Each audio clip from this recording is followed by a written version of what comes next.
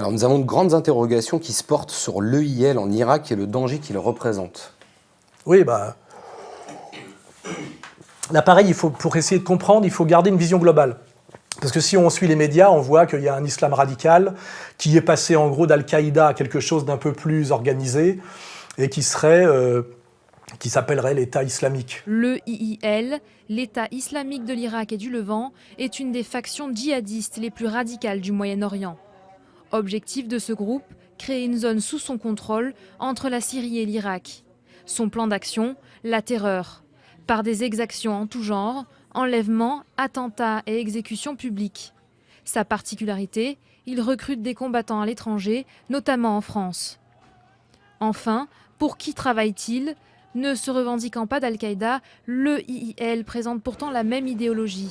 Et effectivement, l'islam radical, qui est ce nouveau fascisme vert, l'équivalent du nazisme, enfin c'est le discours de BHL et des atlanto-sionistes. Et puis quand on prend du recul, on se dit que finalement, le camp atlantiste, et notamment les Américains, alliés évidemment à Israël, ont absolument besoin, comme ils ne peuvent pas contrôler la situation au Moyen-Orient, ils n'ont pas réussi à vaincre Assad, ont en fait une stratégie de ce que j'appelle du chaos permanent contrôlé. C'est-à-dire que quand vous ne pouvez pas dominer une nation, parce que c'est très difficile aujourd'hui dans une période post-coloniale de dominer une nation de l'étranger. Par contre, ce qu'on peut faire, c'est détruire cette nation et qu'elle n'existe plus. Ça vient d'être fait pour la Libye. La Libye est un chaos généralisé. Benghazi, ville de l'Est libyen, autrefois bastion de la rébellion contre le régime de Kadhafi, est depuis lors secouée par les violences. Déclenché samedi dernier, de nouveaux combats entre l'armée et des milices islamistes ont fait au moins 40 morts. À cela s'ajoute ce mardi le crash d'un avion militaire. Le chaos qui s'empare aussi de Tripoli, la capitale libyenne, où un député a été enlevé par un groupe armé. Et puis le dépôt de stockage d'hydrocarbures qui s'était embrasé lors de combats entre milices rivales dimanche dernier est toujours en feu. Là, une fois de plus, merci Bernard-Henri Lévy. Et pareil, l'Irak. L'Irak a cessé d'exister depuis que Saddam Hussein a été renversé. Les djihadistes de l'État islamique ne contrôlent que le nord du territoire irakien, mais la capitale, Bagdad, n'est pas épargnée par la violence et la mort. Ces dégâts ont été provoqués par l'explosion d'une voiture piégée ce mercredi dans le quartier à majorité chiite de Sadr City. Au même moment, un autre véhicule piégé frappait le quartier de Al-Amin. Au total, une quinzaine de personnes ont été tuées et plus de 40 autres blessées. Ces attentats fréquents sont symptomatiques de violences intercommunautaires qui durent depuis des mois, voire des années maintenant. C'est le chaos généralisé. Et là, on est passé dans cette espèce de calendrier de guerre à outrance contre l'islam, de Al-Qaïda, c'est-à-dire réseau terroriste, à État islamique, c'est-à-dire un réseau terroriste qui devient carrément un État. L'État islamique a décidé d'annoncer la création d'un califat islamique et de nommer comme calife le cheikh, le djihadiste, l'imam et le descendant de la maison du prophète, Abdullah Ibrahim al-Baghdadi. Fort de ses conquêtes sur le terrain, l'État islamique revendique ainsi un territoire à cheval entre la Syrie à l'ouest et une grande partie de l'Irak à l'est. Et si vous regardez d'ailleurs la carte du califat, elle est pratiquement la même que la carte du Grand Israël. C'est un indice, c'est quelque chose qu'il faut être capable d'analyser.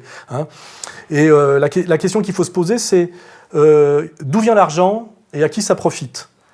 Donc là, à un moment donné, on regarde ces hordes de djihadistes, et la question posée, c'est qui les équipes en matériel militaire, en matériel de transport, etc. On voit que c'est du matériel occidental entièrement, c'est pas du matériel afghan ou quoi que ce soit, ce sont des camions américains, du matériel israélien, parfois français, etc. Et d'où vient l'argent ? Et l'argent vient essentiellement du Qatar et avant d'Arabie Saoudite. On commence à se poser des questions sur la position de l'Arabie Saoudite. Et n'oubliez pas que tout ce que fait l'Arabie Saoudite et le Qatar, qui sont des bases américaines et des gens qui vivent selon le bon vouloir des Américains, car il n'existe pas sinon en dehors de ça, accord de Quincy pour l'Arabie Saoudite, le Qatar, base américaine. Donc quand on sait que le Qatar et l'Arabie Saoudite instrumentalise ces combattants djihadistes à la fois sur le plan idéologique, puisque l'idéologie islamique de ces combattants, c'est le takfirisme, c'est ni l'islam ni même le wahhabisme, c'est le takfirisme. C'est un un islamisme dévoyé, très radical, qui en fait est porté par l'Arabie Saoudite, donc avec l'assentiment des Américains. Sinon, ils renverseraient le régime des Saouds, comme ils ont renversé le Shah d'Iran, quand à un moment donné, il a voulu avoir la bombe atomique et qu'il a voulu que la Perse retrouve son rôle de puissance régionale, vous voyez, ou comme ils ont viré Mossadegh quand il a voulu nationaliser le pétrole. Si, effectivement, cet État islamique qui est contrôlé et par l'argent et par l'idéologie, par les puissances de la péninsule arabique, si ça se faisait dans le dos des Américains, ces puissances, qui ne sont pas des puissances, ce sont à la limite des puissances d'argent, mais militairement ce sont des nains, ces puissances, c'est-à-dire les Saoudiens, les Qataris, seraient renversés en 15 jours hein, par les États-Unis. Donc ça veut dire que c'est un peu du billard à trois bandes. Hein. Finalement, ces hordes de djihadistes destructeurs qui sèment le chaos, finalement pas aux États-Unis ni en Europe. Ils sèment le chaos au Moyen-Orient. Hein, ils empêchent le Moyen-Orient d'exister en réalité.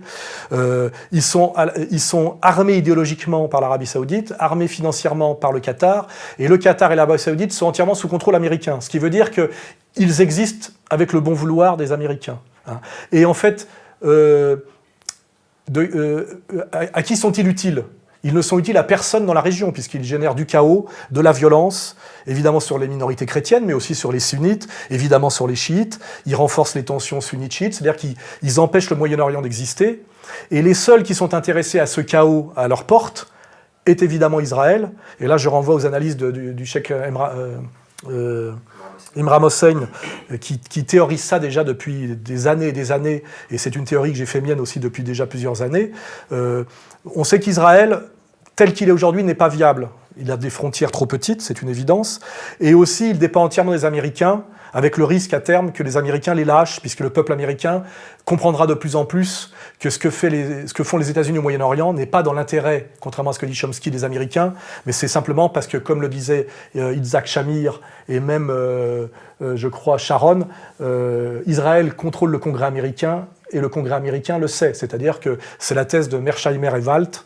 En fait, les États-Unis sont passés sous contrôle sioniste et pas l'inverse. Mais ça peut cesser un jour si le peuple américain qui existe et qui, lui, est plutôt isolationniste, comme il l'a toujours été avant chaque guerre d'ailleurs, se réveille. Les Israéliens coupés des États-Unis sont finis. Donc en fait, la grosse inquiétude des Israéliens, qui sont tous sauf idiots, qui sont très cohérents, c'est qu'ils doivent atteindre une taille critique en termes d'espace vital et aussi en termes de contrôle des énergies, pour pouvoir à un moment donné se passer du soutien américain. Hein, c'est très important. Ça explique aussi d'ailleurs pourquoi Poutine n'est pas totalement antisioniste, parce que pour avoir un peu la paix avec l'Empire, il leur envoie aussi parfois des messages que n'oubliez pas qu'un tiers de la population israélienne vient de Russie. C'est en gros, il y a peut-être moyen de s'entendre à un moment donné si les Américains vous lâchent. Donc vous voyez que la politique est quelque chose de complexe. Hein. C'est pas un truc de loupard. Hein. Poutine défend les intérêts de la Russie. Il ne défend pas les intérêts de Dieudonné et Soral. Il a des positions parfois moins radicales que les nôtres. Enfin voilà, pour sortir de cette digression, en fait, Israël travaille en réalité toujours au Grand Israël depuis le début, c'est sur sa monnaie, c'est sur son drapeau, et toujours par rapport aux opinions publiques mondiales, par des guerres soi-disant défensives, qui sont toujours des annexions de territoires présentées comme des nécessités défensive, vous voyez, hein, c'est comme ça qu'il y a eu l'affaire du Golan, l'affaire du Sinaï, on le sait, et là, je pense qu'ils travaillent au Grand Israël, et pour ça, ils ont besoin d'un Moyen-Orient entièrement fanatisé et sous contrôle apparent d'islamistes radicaux qui sont les ennemis de l'Occident, du monde juif, mais aussi du monde chrétien, pour bien associer juifs et chrétiens et nous vendre cette demi-escroquerie qu'on appelle le judéo-christianisme, qui est un concept de la fin du 19e siècle et qui, à mon avis, est très fallacieux. C'est un autre sujet, mais on pourra y revenir ultérieurement. Et donc, en fait, l'État islamique aujourd'hui, par le chaos qu'il crée, ne sert que les intérêts d'Israël, parce qu'en fait, à un moment donné, l'Occident, sous contrôle des médias et des politiques que vous savez, décréteront de façon logique que les seuls qui peuvent rétablir la paix dans la région, protéger les minorités chrétiennes et arrêter ce flot de djihadistes qui vont revenir opportunément en Europe, mettre le chaos en Europe, on en parlera aussi dans la digression. Les seuls qui peuvent le faire, c'est Israël, effectivement, qui va redevenir l'avant-garde du monde libre, la seule démocratie du Moyen-Orient, nos frères judéo-chrétiens. It is in this scenario that Israel will say, we have to do something. If we just sit here and do nothing, the state of Israel will be destroyed and the Jews will all be slaughtered. What can we do? They call it a preemptive strike. A preemptive strike. Et d'ailleurs, ils en auront le mandat politique, et d'ailleurs, ils le feront faire sans doute par des soldats français, anglais, etc., pour qu'une fois de plus, on aille mourir à leur place. Que le combat commence, on jette les coqs dans l'arène. Et le combat commence, les coqs l'un sur l'autre, ils se griffent, ils se mordent, ils se griffent. Le petit coq du rap, il va se cacher dans un petit coin, comme ça, il fait rien du tout.